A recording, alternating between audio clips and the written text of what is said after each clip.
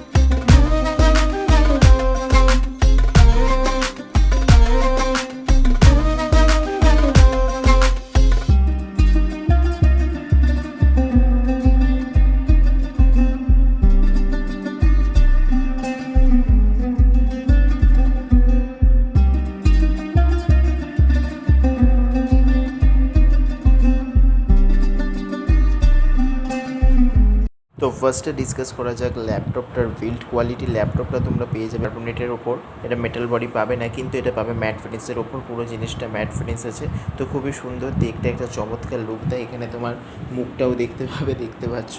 তো একটা ভিক্টাসের একটা ব্যান্ডিং তোমরা নোটিস করবে। তো এখানে একটা ভি আকৃতির একটা সিম্বল করেছে ভিক্টাসের জন্য, যেহেতু এটা এইচপির ভিক্টাস ব্র্যান্ডের ল্যাপটপ গেমিং সিরিজের আন্ডারে পড়ছে ওম্যান। তারপর হচ্ছে ভিক্টাসের ওপরে হচ্ছে ওম্যান আছে। তো এটাও একটা এইচপির, মানে এইচপি টার্গেট করেছে সমস্ত অডিয়েন্সকে এটাতে কভার করা, যারা স্টুডেন্ট আছে তাদেরকেও যাতে এতে কভার করা যায় সেই মতো ওরা এই ল্যাপটপটা ডেভেলপ করেছে। যারা তুমি এডিটিং পারপাসের জন্য ল্যাপটপটাকে পারচেস করতে পারো, বা তোমার অন্য কোডিং রিলেটেড কাজের জন্য জিনিসটাকে পারচেস করতে পারো। চলো এবার ওপেন করা যাক। তো ফার্স্টে এই ড্রব্যাক দেখো, আমি কিন্তু একটা হাত দিয়ে জিনিসটাকে ওপেন করতে পারছি না, যেহেতু আমার স্টুডিওতে কেউ নেই, আমি একা, আমাকে দুটো হাতের ইউজ করতে হচ্ছে। তবে গিয়ে কিন্তু আমি ল্যাপটপটাকে অন করতে পারছি, যেহেতু আমার ল্যাপটপ স্ক্রিন অন ছিল। তো দেখো ফার্স্টেই অন করতেই তোমার স্ক্রিন ডিসপ্লে চলে এসেছে। তো এখানে একটা কিগার্ড দেয়, আমি এটাকে সরিয়ে দিচ্ছি তোমাদের কিবোর্ডটা দেখানোর জন্য। তো এইরকম পুরো একটা ফিনিশিং পাবে তোমরা কিবোর্ডটা। তো কিবোর্ডটা খুবই সুন্দর। আর সবথেকে মজাদার জিনিস তোমাদের দেখাই, ফার্স্ট আমি লগ ইন করে নিই। তো এখানে লগ ইন করার দরকার ছিল না, কারণ পাসওয়ার্ড সিস্টেমে আছে, কিন্তু আমি যেহেতু ওটা স্লিপ মোডে ছিল বলে অটোমেটিক লগ ইন হয়ে গেছে। তো ঠিক আছে, এবার দেখা যাক এর কী কী ফিচার্স আছে। তো ফার্স্টে দেখা যাক তোমার কিবোর্ডটাতে আমি যদি ফ্লেক্স দেখি, খুবই নমিনেন্ট, ঠিক আছে, মানে সেই মতো ফ্লেক্স কিন্তু এখানে আমি দেখতে পাচ্ছি না। আর যদি বলো এটার একটু মুভমেন্ট দেখায়, যদি খুব জোরে হাওয়া হয় একটু মুভমেন্ট দেখায় তোমার ডিসপ্লেটা, তো সেক্ষেত্রে বলা যেতে পারে এইগুলোতে একটু নজর দেওয়া উচিত ছিল। তো তারপরেও আমি যদি এর ডিসপ্লেটা বলি, ডিসপ্লেটা কিন্তু ফুল এইচডি ডিসপ্লে পাবে, 4144 হার্টজ রিফ্রেশ রেটের সাথে ফুল এইচডি তোমরা ডিসপ্লে পাবে। তো এইচপির ভিক্টাসে একটা সবথেকে বড় সুবিধা করে দিয়েছে গেমিং ল্যাপটপটার ক্ষেত্রে, এখানে তোমরা এইচপি গেমিং হাব পাবে, যেখান থেকে পুরো কিবোর্ডটাকে কাস্টমাইজ করতে পারবে। তাছাড়াও এখানে আরও অনেক ফিচার্স আছে যেগুলো আমার পছন্দের হয়েছে। কেন পছন্দ হয়েছে? কারণ আমার ভিডিও এডিটিং বলো বা অনলাইন ক্লাসের ক্ষেত্রেও, আমার লাইভ স্ট্রিমের ক্ষেত্রে আমার মুখ দেখানোর প্রয়োজন পড়ে, অর্থাৎ ফেস ক্যামের সাথে আমার স্ক্রিন শেয়ার করতে হয়। তো সেক্ষেত্রে কিন্তু পুরো জিনিসটা এখান থেকে আমি মডিফাই করে কাস্টমাইজ করতে পারি। দেখো এখানে দেখো আমি পুরো সিপিইউর ইনফরমেশান পেয়ে যাচ্ছি, জিপিইউ এখন ইউজ হচ্ছে না বলে জিপিইউ দেখাচ্ছে না, তো এখান থেকে পুরো জিনিসটার আমি ইনফরমেশান পেয়ে যাচ্ছি। তো এখানে দেখো এখানে এইচপি ভিক্টাস বলে একটা অপশান আছে, এখানে যদি যাই, এখানে গিয়ে আমি যদি লাইটিং অপশানে যাই, লাইটিং অপশান থেকে এখানে আমি স্ট্যাটিকেই যদি যাই, স্ট্যাটিকে গেলে এরকম বিভিন্ন রকমের কালার পাচ্ছ। বাই ডিফল্ট এখন আমার দেখো কিবোর্ডের অফ আছে, ব্যাকলাইট লাইটিং অফ আছে। আমি যদি অ্যাপ্লাই করি, দেখো কিছু নোটিস করলে, 1 মিনিট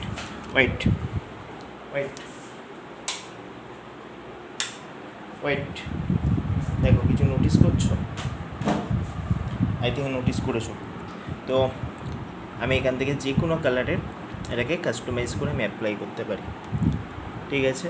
তো এটা তো আছে, এছাড়াও কি আছে, এখানে তোমরা এটাকে 8GB সেট আপও করতে পারো। এখানে ওমেন স্টুডিও, এটা আমার এখন লঞ্চ নেই, এটা যদি লঞ্চ করে দিই তাহলে কিন্তু ওমেন স্টুডিও থেকে আমার এখান থেকে আমি কন্ট্রোল করতে পারি। তো আমি এখন বাই ডিফল্ট যে আমার সিস্টেমে ছিল যে লাইটিংটা, light studio hub, proceed two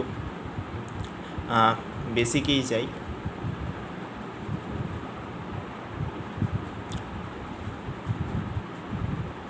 basic লাইটিংয়ে গেলে দেখো এখান থেকে তোমরা এটা দেখতে পাচ্ছ, এখান থেকে 8GB কন্ট্রোল করেছে। ওটা বাই ডিফল্ট আমরা এখন লঞ্চ নেই, আমার লঞ্চ করে দেখাতে হবে। আমি নেক্সট ভিডিওতে তোমাদের সাথে ওটা শেয়ার করবো কীভাবে 8GB লাইটিং করা যায়, ঠিক আছে। তো এটাতে গেল তোমার কিবোর্ডের ব্যাপার। তো খুবই সুন্দর, যারা গেমার তাদের তো অবশ্যই এই জিনিসটাকে ফেভারিট হবে। এছাড়াও এখানে আরও অনেকগুলো ফিচার্স আছে যেগুলো তোমাদের সাথে শেয়ার করবো, তার আগে আমি লাইটটা অন করে নিই।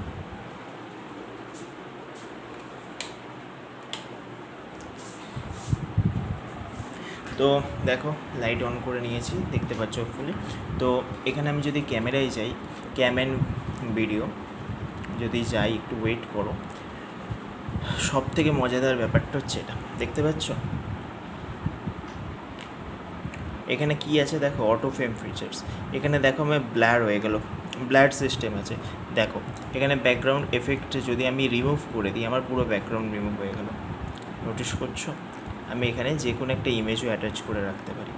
তো আমার লাইটিং কোয়ালিটি খুব একটা ভালো নয়, এই জন্য তোমরা খুব একটা ভালো এফেক্ট পাবে না। যদি তোমার লাইট কোয়ালিটি খুব ভালো হয় সেক্ষেত্রে কিন্তু তুমি খুব ভালো একটা সুন্দর এফেক্ট পাবে। এছাড়াও আছে তোমার ভিডিও কোয়ালিটিকে অ্যাডজাস্ট করার জন্য বিভিন্ন রকম অপশান এবং ভিডিও ফ্রেম, অটো ফ্রেম। দেখো একটা মজাদার জিনিস, দেখো আমি যেদিকে মুভ করছি, দেখো আমি এদিকে মুভ করলাম, ও আমাকে ঠিকঠাক ডিটেক্ট করতে পারছে না। দেখো আমি এদিকে মুভ করলাম, ক্যামেরার অ্যাঙ্গেলটাও কিন্তু এদিকে মুভ করছে, ভালো করে নোটিস করো, দেখলে। এটাকে বলা হচ্ছে অটো ফ্রেম ফিচার্স। আমি এটাকে সরিয়ে দিই, দেখো এবার দেখো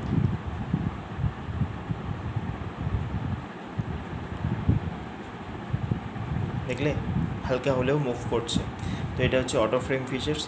এছাড়াও আছে এখানে zoom in zoom out, noise ক্যান্সেলেশনের ফিচার্স, বিভিন্ন রকম ফিচার কিন্তু এখানে ইনক্লুডেড আছে। এছাড়াও ভয়েসকে এখানে তুমি আনপ্রেড করতে পারবে। তাছাড়াও এখানে তুমি যদি যাও অপটিমাইজারে গিয়ে তুমি তোমার সিস্টেমকে বুস্ট ক্লিন করতে পারো। এখানে ভিক্টাসে বিভিন্ন রকম অপশান আছে। দেখো আমার এর কনফিগারেশনটা তোমাদের সাথে শেয়ার করবো। আগে গ্রাফিক্স ফিচারটা বলি, তুমি যখন গেম খেলছো, হেভি টাস্ক করছো, যখন গ্রাফিক্স রিলেটেড কাজ খুব বেশি, তখন কিন্তু তুমি এই ডুয়েল মার্কসিংয়ের কনসেপ্টটা ইউজ করতে পারো। তো এখানে ডেডিকেটেড যে গ্রাফিক্স সেটা ইউজ করবে, সেই কনসেপ্টেও তুমি কিন্তু যেতে পারো। নেটওয়ার্ক বুস্টার আছে। এছাড়াও এখানে পারফরমেন্স কন্ট্রোলের জন্য বিভিন্ন অপশান আছে। দেখো এখন অটোতে আমার ফ্যান ঘুরছে, আমি যদি ম্যাক্স করে দিই আমার ফ্যানের স্পিড কত হয়ে যাবে দেখবে। দেখো আমি ম্যাক্স করে দিলাম, ঠিক আছে। দেখো ফ্যানের স্পিডটা দেখতে পাচ্ছ, আওয়াজটা শুনতে পাচ্ছ, নোটিস করো ভালো করে। ওকে, দেখো আওয়াজটাও বেড়ে গেছে, 5200 RPM চলে গেছে, অর্থাৎ রোটেট পার মিনিট। আমি এটা অটোই রাখবো, বাই ডিফল্ট এটা অটোতেই থাকে, অটো করে দিলাম, ঠিক আছে। এবার ওটা অটোমেটিক কন্ট্রোল হয়ে যাবে।